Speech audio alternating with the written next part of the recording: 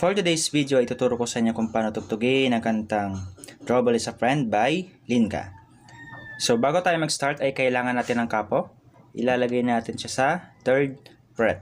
So ang mga chords na gagamitin natin para sa verse ay A minor, G, A minor, G, at F. So yung easy version ng F, ganito lang.